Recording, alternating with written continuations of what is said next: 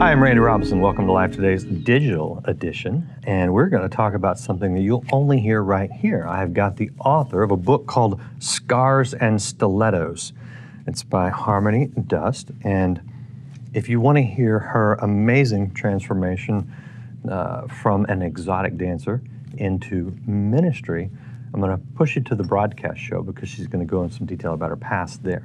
But for us, we're going to talk about some things you cover in the book and some of your ministry and things like that. Welcome. Awesome. Thank you. Thank you for having me. Great to have you. So let's start, I think, a little bit with kind of what you're doing now. Your ministry is called Treasures. Yeah. Tell me exactly what you do, because I think it's some pretty cool stuff. Thank you. Yeah. So Treasures is an outreach and support group to women in the sex industry and victims of exploitation and trafficking. And so we do outreach in strip clubs, to the porn industry, juvenile detention centers, and also in online forums where women and girls are exploited. Really? And then we also offer support groups, mentoring, resources to help them rebuild their lives. Mm-hmm. And then the third area of focus is training to other people who have a heart for this and who want to reach women in their cities. One thing that struck me years ago, because we do a lot here at Life with sex trafficking around the world. And I think that, I was obviously naive because I'm thinking, let's get outside of the United States where all this sex trafficking is going on and do some good. And then it's like, wait a minute, there is so much going on right in our own backyards. It's happening right here. Yeah. You're seeing it a lot? Oh, absolutely. Absolutely. Anywhere where the commercial sex industry exists, there is exploitation and trafficking. It goes hand in hand. And so certainly the United States is not short on the commercial sex industry. And I think the people that are most vulnerable to it are the people who are most vulnerable. For example, 70% of trafficking victims in the U.S. are from the foster care system. Oh, wow. Because pimps and exploiters know what to look for. They know how to prey on and exploit really vulnerable girls. Yeah. But yeah, it's absolutely happening right here. And the other thing is that 70% of female trafficking victims are trafficked into the commercial sex industry. So it's not happening, it is happening in these underground places, but it's also happening in strip clubs, in the porn industry. It's happening in plain sight, and a lot of times people don't realize, they don't know what to look for. The other tricky part is a lot of times victims don't even identify as victims because of the type of tactics that exploiters use. Sometimes the victims don't even realize they're being exploited. For example, young teenagers, and there's an older man who presents themselves as a possible, boyfriend, love interest, and uses that as a way to manipulate her and get her to work in prostitution. That's terrible. You have a phrase in your book, pornified culture. Yeah. Explain what that is. It's not my phrase, just to clarify. Okay. But basically, it just really talks about what we're seeing in our culture, which is, first of all, the commercial sex industry is becoming very prevalent. It's becoming more widely accepted on a mainstream level. Yeah. But then also, in general, as a society, we're very comfortable with the sexualization of women. We're very comfortable with looking at women as sexual objects. You can see this in advertising. Like, for example, if you drive down the street and look at billboards, if you look at a billboard with a woman in it, imagine a man in the same position. And we're not used to seeing half-naked men draped over the front of a car.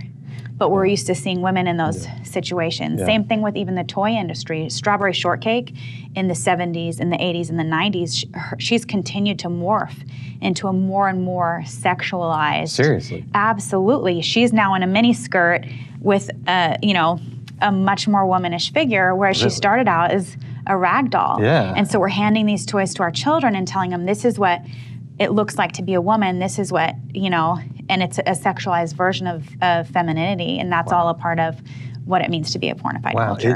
Do you see a little irony in the fact that, of course, the church has always, preached against, pornography and that kind of thing, even while struggling within the walls. But definitely struggling. Now there's this, the Me Too movement that we went through, where a lot of people outside of the church, as well as in the church, but outside of the church, were speaking up and saying no to this kind of exploitation. Right. And yet, we have that kind of culture, that is kind of comfortable with the level of it. Right. It seems very incongruous. It really is. And I mean, I hopefully it's starting to come to the light more and people are starting to say, enough is enough. Hey, this isn't okay. We can't both say we want female empowerment and women's rights and continue to hold women to a standard of femininity that is really exploitative in nature. Right. Yeah, we can't have both. So hopefully that's coming to light, and hopefully, you know, people are feeling more comfortable about breaking the silence about their stories and their experiences so that other people have the bravery and courage to come forward. Absolutely. What do you see the church's role in all of this as? What's the best way that Christians, the people in the church, can help? Yeah. First and foremost, I think it's important that the church gets free. Like you said, people in the church are struggling with addiction to pornography, with sexual addiction. Spouses of people struggling with pornography are also suffering because they're, you know, in relationship with people that are struggling with addiction. So if we're going to be a catalyst for change and for freedom, we first also have to get free. Great point. But then also, I really believe that the church has an important role to play in seeing an end to exploitation and trafficking, the whole body, men and women. Men and women. It has to include men as a part of the solution. Unfortunately, men are a major part of the demand, and this is unfortunately a supply and demand issue. As long as there is a demand, there's going to be a supply to meet the demand. There are going to be women and girls that are exploited to meet that demand. And when men get free, they then can be a catalyst for freedom as well.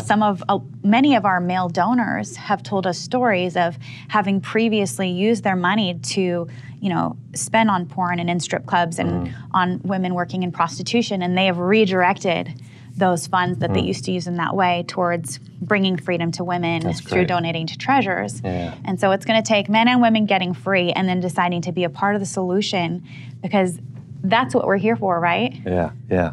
That's great. Now the book, Scars and Stilettos, that tells your story, which is pretty amazing. We don't have time for it all here, but what's sort of the thing you would say to give people a little bit of glimpse of what they're going to get in the book? Yeah, so it's my story of having overcome a history of abuse and exploitation, and how I got out of that, and what God has done in my life. So that's it. Yeah, no, that's it. That's a lot.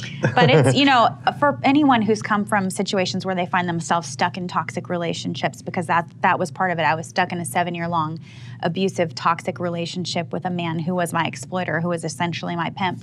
So it would definitely be a book that would give hope to people stuck in abusive or toxic relationships, or who have histories of abuse and trauma that they're wanting to overcome. Yeah, great. Appreciate all that you are doing. What's the website for people that want to check out your ministry, maybe get the book? Absolutely. It's iamatreasure.com. Great. Check that out. And again, you can hear a little more detail about her story. It's an amazing, amazing story of what God can do with anyone. So check out her book, Scars and Stilettos, and check out her website, and then check out the program. You can see that at lifetoday.org.